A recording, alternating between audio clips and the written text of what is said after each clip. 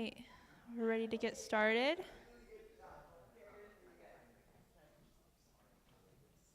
It's okay.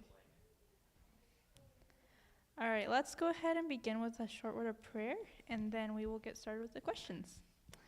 All right, dear Heavenly Father, just thank you for the wonderful outreach that we've been able to have. Thank you for the people that we've been able to bless, and I just pray that you will bless this discussion. Please help it to answer some questions and just to be a blessing to everyone here, Lord. In your name I pray, amen.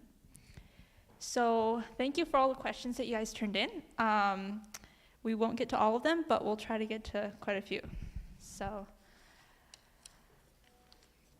here's a good one to start off. Do we still believe in the prophetic gift? Is it biblical?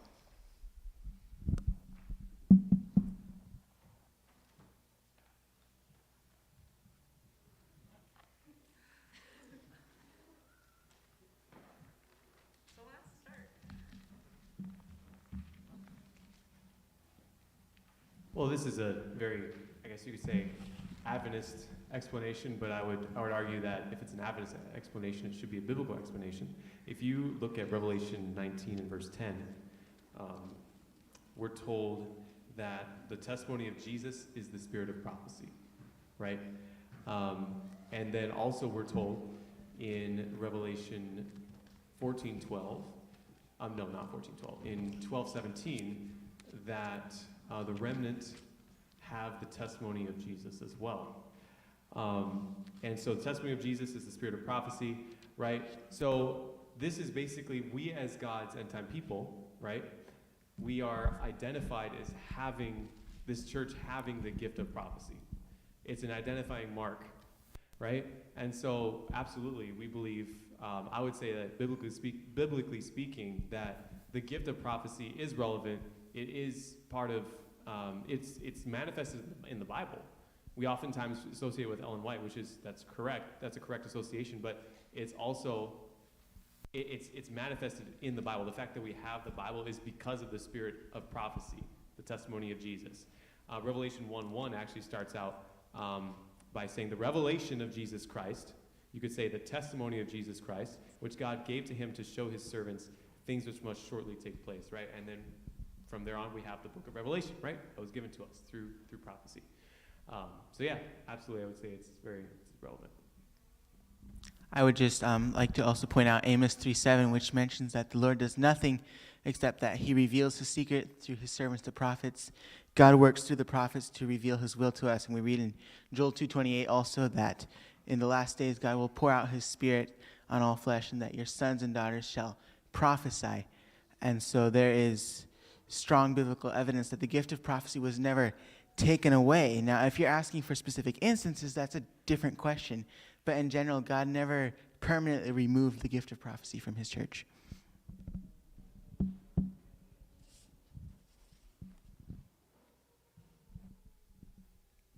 All right, so our next question is, why did God allow Lucifer into the garden?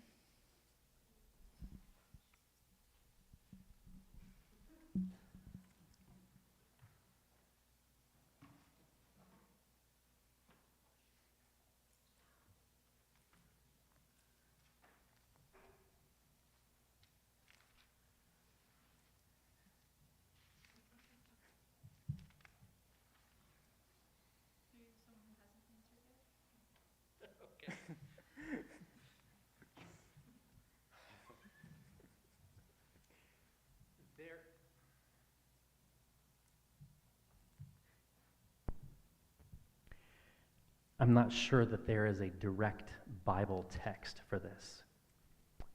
But when you understand the great controversy, the challenge was whether or not Satan had a right to rule in the place of God. In Ezekiel, he believes to this day that he should sit in the seat of God, in the place of God, on the sides of the north. He should be there. And so this is a competition between two governments. And God has always been a God of choice. Choose you this day whom you will serve. But it wouldn't be a choice if we were never given an option. So God placed the tree of the knowledge of good and evil in the garden so that the first created human beings would be able to choose for themselves. They were warned, but they would be able to choose. And he allowed them to choose. Knowing that it would cost him his life, he allowed them to choose. If he had not allowed them to choose, we would be no better than automatons, robots. If we could not choose, we would love him. Why? Would we love him? I would suppose that we wouldn't even know what love is, because we could not choose.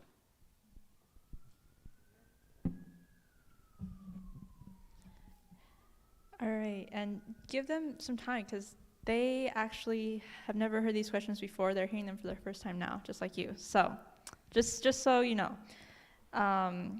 what can I do to have a more vibrant devotional life? Also, what can I do that will help me enjoy it more? Because sometimes I don't even like doing it.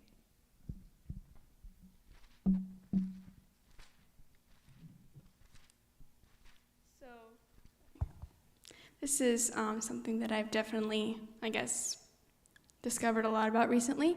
A question that I've been wondering myself.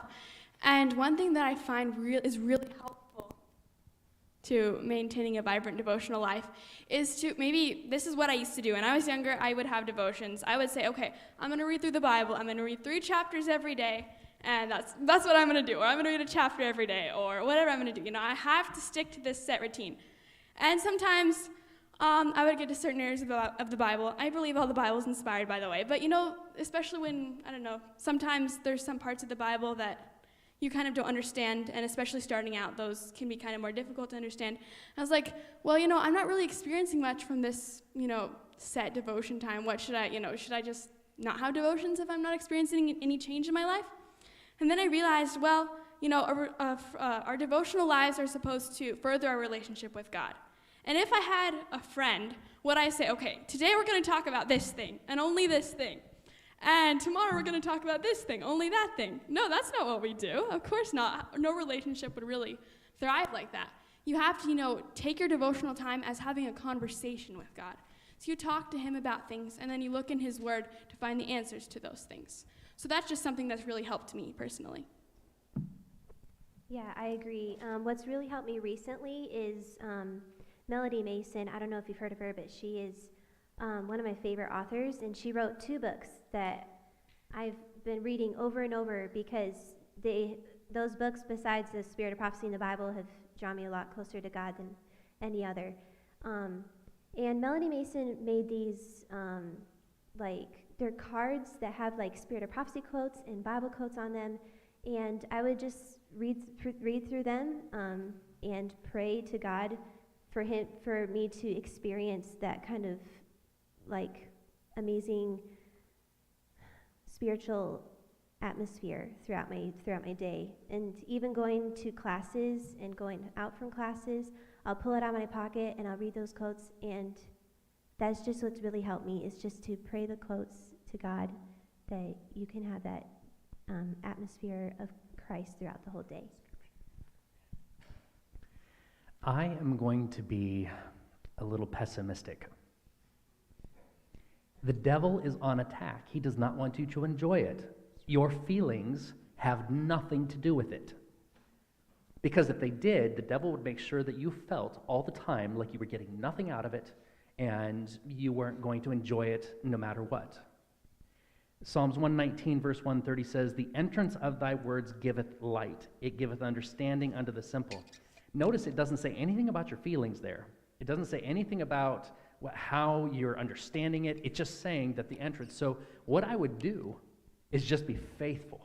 Faithful to get into the Word, because it's going to impact you even if you don't feel it. Because I'm a pastor. Do you know there are times where I'm like, okay, man, I've read that before. Man, do I have to read that again? You know, this is boring. You know, I'm wondering whether I'm going to get something out of it. The devil, he's trying to get me distracted. He's trying to make me believe that I'm not going to learn something more from it.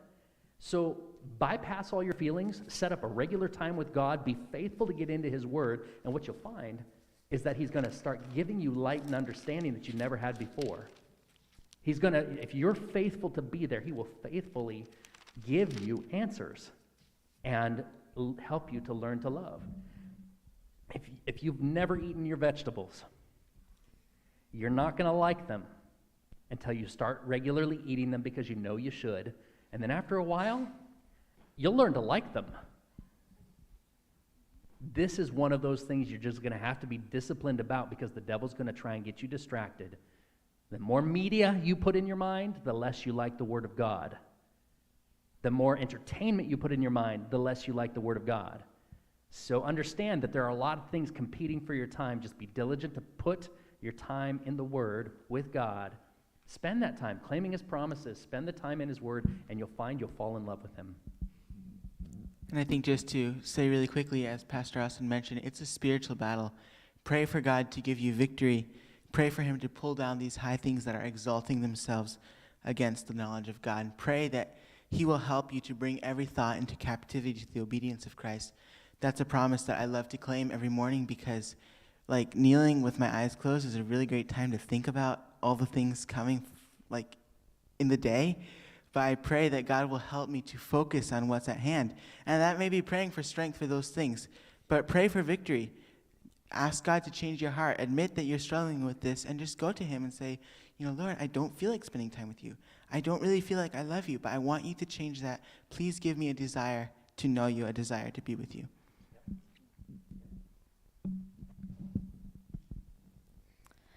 All right, so according to John 17:9, Jesus says that He doesn't pray for the world. Why is that?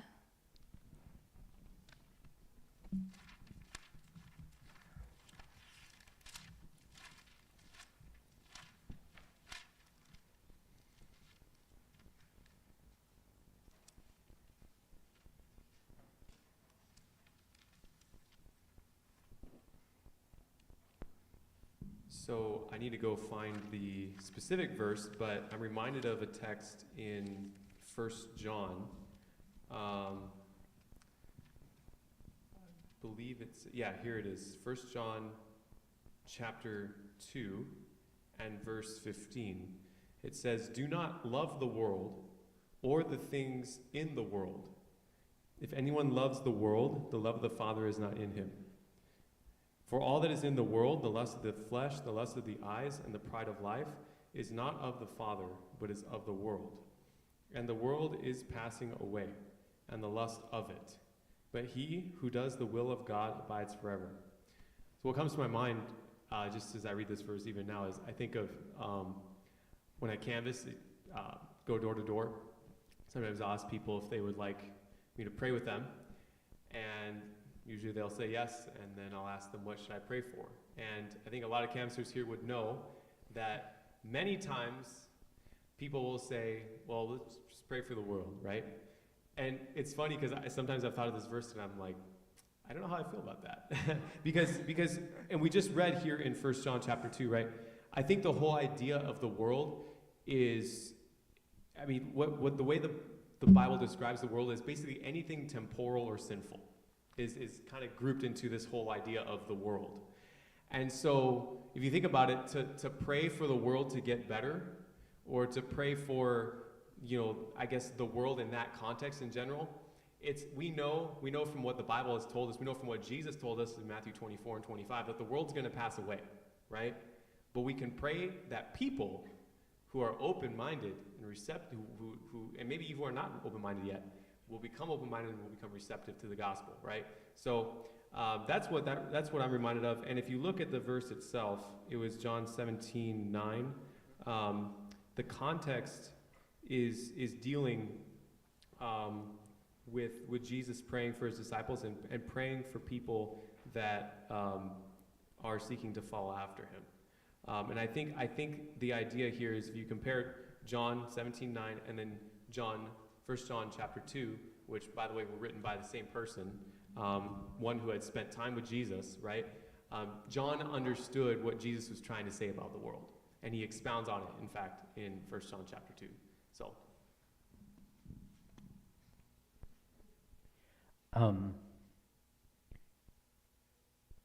If you look at John chapter 17, his content is focused on his disciples first.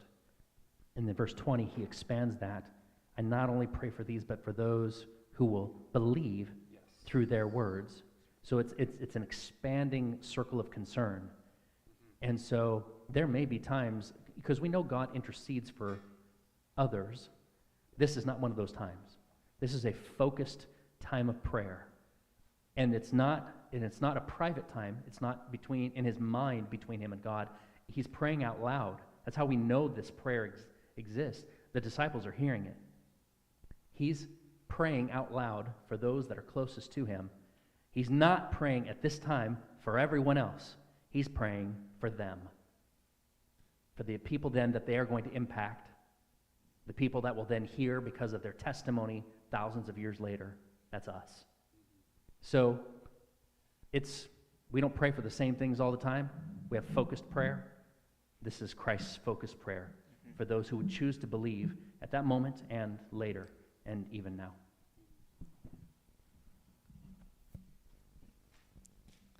How much schooling do you need to become a missionary?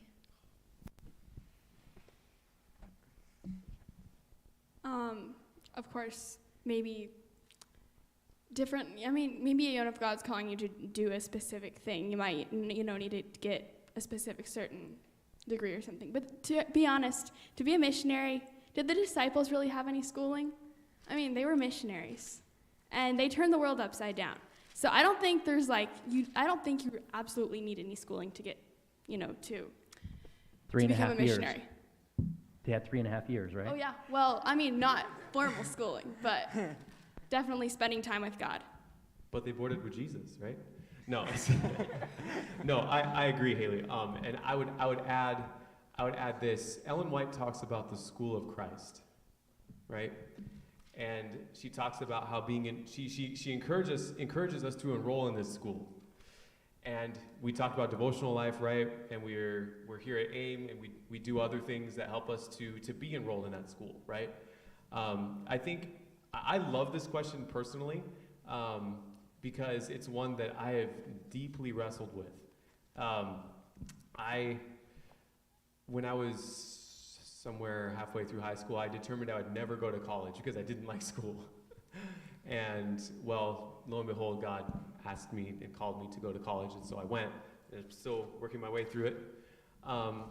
But I think what's the point of school, right? We have to think about that. If God has given you a specific calling, and maybe you're still exploring that, and that's okay. God works in different timelines, etc.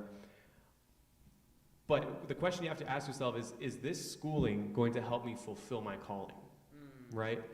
And we think about grade school, we think about high school. Most of what's covered in grade school and high school, these are subjects that are just really necessary for basic function in a modern world, right? But anything beyond that really is more specific to your calling, right? Some people have callings that don't require more school. I think we have this idea in our minds that, you graduate high school and then the general pressure is, you need to go to college. And as my grandpa would always say, he said, some people need college, but not everybody needs college, right? And so you may be one of those people. I ended up being one of those people against my own will, but I'm one of those people. So think about schooling in this manner. If God has given you a calling, and part of that calling means you need to go to school so that you can better fulfill God's calling for you, then by all means you should go. School isn't something to be avoided just because, I don't like school, but at the same time, don't just go into school because, I need a degree or I need a diploma or something. Go into it because it's going to matter. Go into it because it's actually going to make a difference for your calling.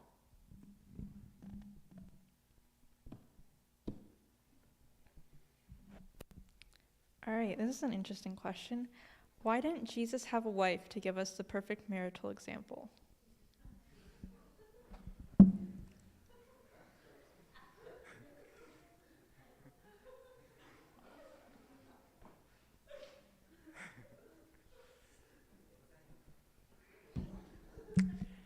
I can't answer that question perfectly because I'm not God, but one thing that comes to mind is that not everyone is called to be married, and different callings, as we were just discussing, require different preparations. And so perhaps you're called to go to college because you need that. Perhaps you're called to be married because you need that for your life work. Perhaps that would be a distraction to you. Perhaps that person needs to be somewhere else. And so I can't answer specifically, maybe someone else wants to take a stab at that, the why for Jesus specifically, wouldn't it have been a good idea for him to do this? I can't explain God's reasoning on that, but I think I can just say that different callings and different life roles require different circumstances and preparations. And so the work that Jesus did may have been best performed without a wife, and we have to accept that. He knew his life would be short. Would it have been wise for him to have a wife and then 3 years later leave her a widow, to have children and leave them fatherless? Would it have been wise for him to do that, knowing his mission? If you know and understand that scenario, he had a very focused mission, and it would have done more harm than good for him to enter into that equation. Most Jewish males married about the age of 30. Their wives were between the ages of 12 and 15.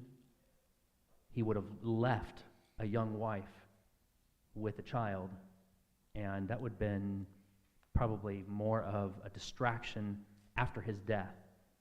More a question, why would he do that? Did he really love them? And so...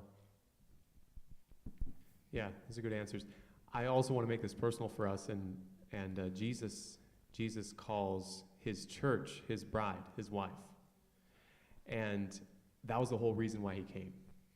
If he were to have had an earthly wife, and that would have meant he would have had one specific individual person on earth that he would have been devoting a lot of special attention to. But and Jesus had his disciples, and he had people that he entrusted with more, and he spent more time with.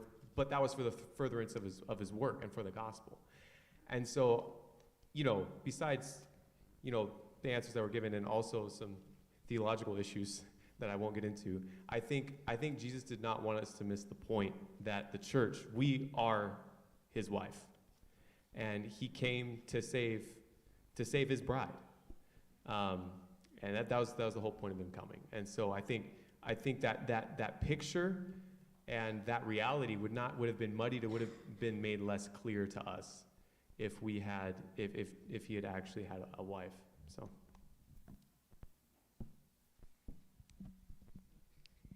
Here's a more practical question.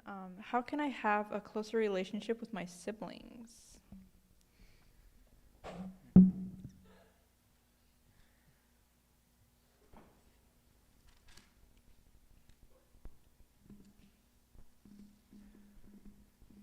I'll say this. I have two wonderful younger siblings, and they're both quite a bit younger than me. My younger sister is 9 years younger than me. And I think what I realized is really with any human relationship, whatever it is, it takes a true human relationship. Any relationship takes sacrifice. Mm-hmm. Jesus sacrificed a lot to have a relationship with us, but even amongst ourselves, it takes sacrifice. I have some really good friends that I deeply trust, deeply share with. But it still takes sacrifice to have that friendship with them. It's the same way with siblings. And when you think about siblings, at least in my case, with my siblings being younger, I have to recognize that they're not going to be interested in all the things I'm interested in, right? They're in a different stage of life. They're going through different things than I'm going through.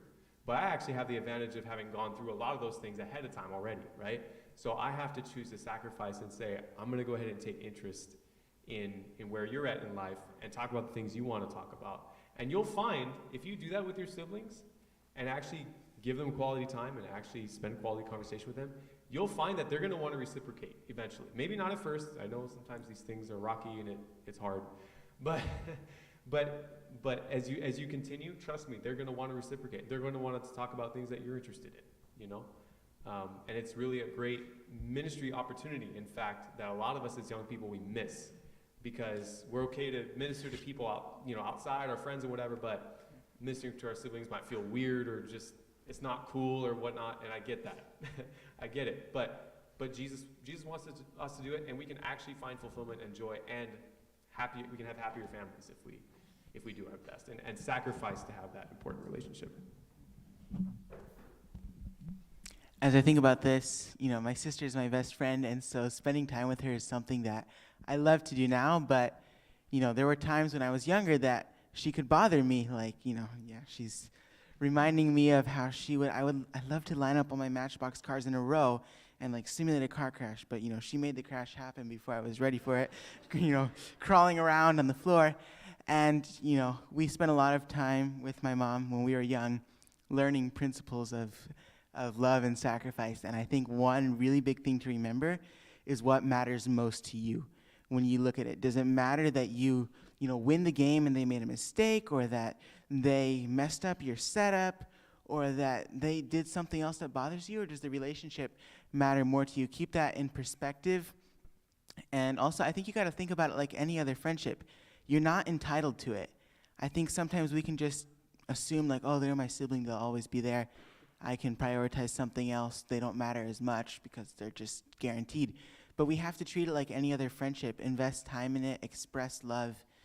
And if that's something that you're trying to do, and you're I want to have a closer relationship with a sibling, if you're willing to invest in that, love is always going to awaken love in someone else. If you put the time into caring for them, into loving them even when they don't seem like they're loving you back, not getting upset over petty things, looking out for their own interests, trying to please them, make them happy, and bring joy to their life, you will definitely see that reciprocated to you.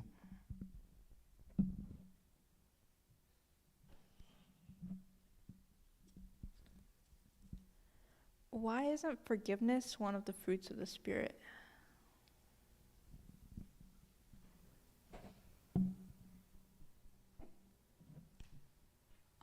I think one of the reasons for this is because the fruits of the Spirit are things that kind of will naturally come into our lives as a result of us accepting Christ into our life.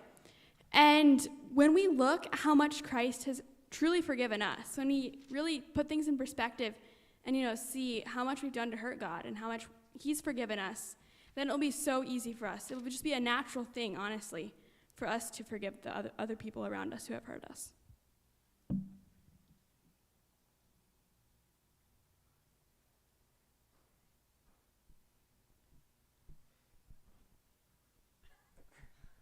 So if you read 1 Corinthians chapter 13, verse 7, it's talking about some of the qualities of love.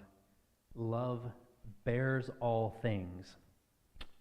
That's learning to tolerate, to forgive. I'd say that love is when you have that unconditional love, you will forgive. It's a fruit of that unconditional love. So it doesn't need to be listed as a separate fruit when it's already a part of the qualities of unconditional love. And just to clarify, love is one of the fruits of the Spirit that's listed in Galatians. So, but yes.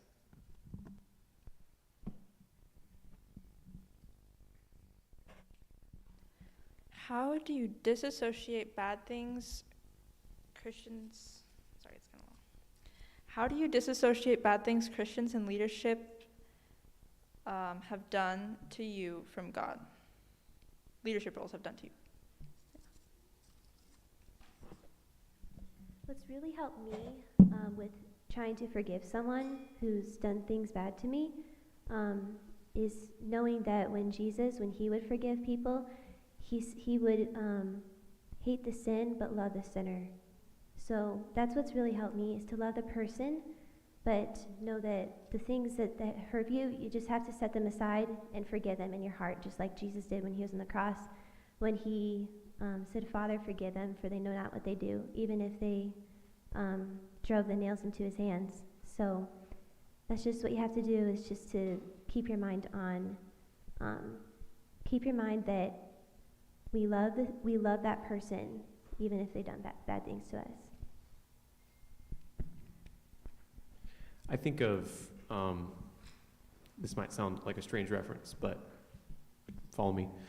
I think of Daniel chapter 2, where it is mentioned, where Daniel says that God removes kings and sets up kings, right? So God allows leadership to come in. And sometimes leaders make mistakes and stuff. So I just first want to say, I don't know who wrote this question. I don't know maybe what might have happened to you, or if this is just a random, question that was just on your mind. But I want you to know that God is not okay with people in leadership doing bad things to the people under them. I just want everybody, I want us to know that. And it's why he's not going to let Satan get away with what he's done, even though he's the prince of this world. Not rightfully so, but he is the prince of this world, we're told in Scripture. And Satan is going to get his punishment. And anybody in leadership who has not asked forgiveness and has knowingly and wrongfully done something wrong, will be held accountable by God. But that wasn't really the question. I just wanted to say that because I think it's really important to understand that, right? When you recognize that God gives people opportunities. We're in a sinful world. So there's no such a thing as, the perfect leader or the perfect person. Every leader is going to make mistakes. And every leader will probably at one time or another do something that's, that hurts someone else. Now, there are different levels of hurting someone else, obviously. But God has to give people a chance, I think of Solomon, right? I think of David. David, we're told, was a man after God's own heart. He tried his best and he wanted to serve God. He wanted to follow him, but he made some pretty crazy. Can you imagine having David's family as members in your church? Think about that for a minute. You have brothers who want to kill each other, okay? You have David himself who has, all of those things. And so there's a lot going on there. But did God still work with David? Was David, from a human perspective, was David a good leader? No. No, he wasn't. But God still worked with him. Did David injure people? Did David hurt people? Yes, he did. But that didn't change who God was, right?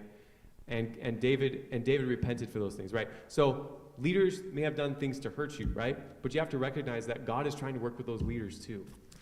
He's not gonna excuse them, but if they're repentant and they're humble and they turn to him, he will forgive them and he'll work with them, right? So I guess that's, yeah. Just to share from a little bit of personal experience here. I kind of have experienced this before. And I know one point in time, a friend and I were, pretty much wronged by this person in a leadership position in our church. And honestly, it made me pretty mad at God. And at one point, I honestly kind of decided to give up my whole Christian experience because of it. But then God brought some things into my life that showed me that that's not who he was. That, this person was a leader, but that's not who God was.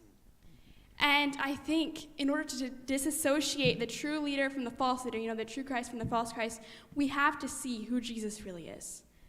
We have to, go to his word, talk to him, say, these experiences are shaping the way I view you. Please take this away and show me who you really are. And I know that he will.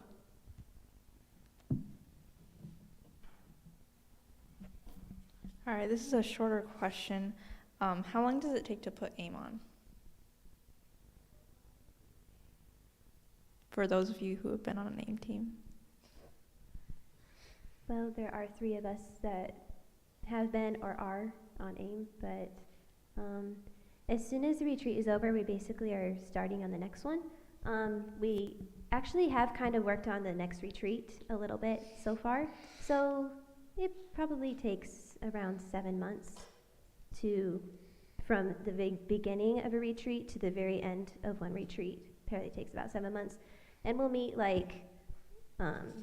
we'll have, maybe 30 to 40 Zoom meetings for each retreat. It's quite a few, and they're very long. I was going to say, is it only 30 or 40? I think it might vary, but I know if you want maybe an hour's estimate per week, I would say when I was involved on the retreat level, I was probably personally spending at least 5 hours a week on it, including meetings.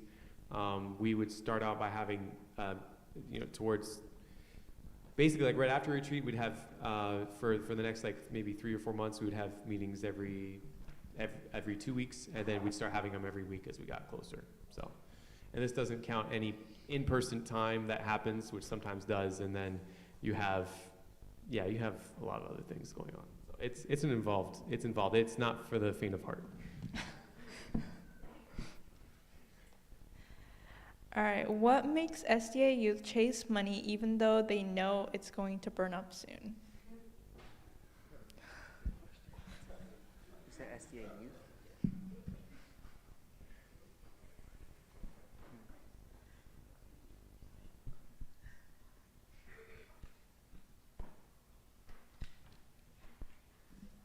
I think like anything else, we're going to talk about this a little bit more tonight. So I don't want to. I'm not going to go too far into this, but we like things that are physically tangible that we think can also give us fulfillment. And money is one of those unique things that if you have enough of it, you can get a lot of stuff. And maybe here's the thing. This is something that you never grow out of. Maybe your tastes change or your preferences or whatever, what you want to get, things. But if money is something that is driving you to hopefully try to find something fulfilling, it's a temptation, right? Maybe as young people, more common things that we like to try to find that we think are fulfilling is maybe things like, I don't know, just to give some random examples, like like let's say you're into bikes, right? So you're gonna be looking at maybe bikes online. You're gonna see, oh, there's this $10,000 bike, and I'm just being, just throwing numbers out there. But and man, if only I had that bike, I'd have so much more fun. I could do like this and that jump and whatnot, right? And then as people get older, it's just it can keep going. It just gets more expensive, right? Oh, if only I had that $2 million house, right? So and the thing is, the reason why money is such a pull for us, even though we're Seventh-day Adventists still, is because I think a lot of times we get confused in our minds. We think, without realizing it, oftentimes that because money can get us things that we like, that we will be fulfilled if we keep chasing down getting more money. If that makes sense. And if Christ was enough for us, then that would probably change. And this may sound like a harsh answer. I don't understand the whole context, but I think all too often we're trying to serve two masters. We're trying to serve God and mammon. Human selfishness does not disappear with a profession of truth or intellectual assent to the truth, as Ellen White would call it. And it's still a barrier to eternal life for us. And I think all too often we're trying to have both. We're trying to have what human selfishness wants in this world, and frankly, what human selfishness wants in heaven too.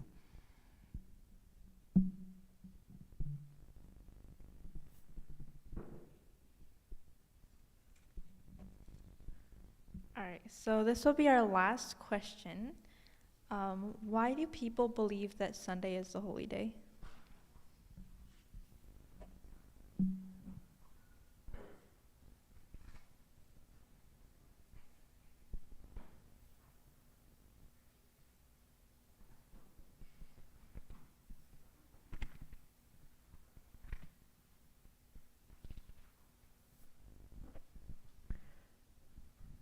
Every church I go into,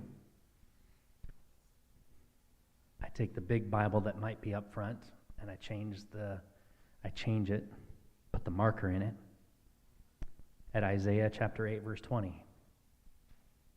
To the law and to the testimony, if they speak not according to this word, it is because there is no light in them. It's really important. Sunday, according to God, is not a holy day. But it is according to man.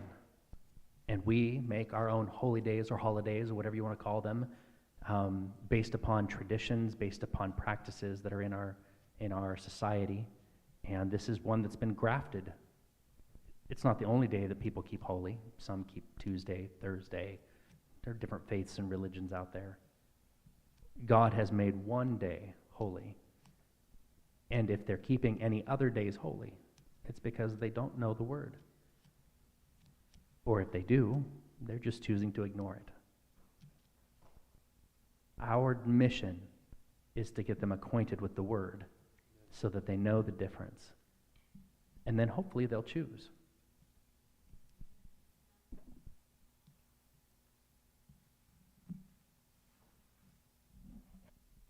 All right. Well, this has been a really good discussion, a lot of good thoughts. Let's go ahead and close with a word of prayer. Dear Heavenly Father, I just want to thank you for how you lead us and how you guide us and for the answers that you give us through your word. I just pray that you will help us to each and every day just draw closer to you and to make an intentional effort to find answers from you in your word, Lord. Just thank you for how you've blessed us so far this weekend. Continue to speak to us and bless us this rest of this night. In your name I pray, amen. All right, supper will be in 15 minutes. So until then, we're dismissed.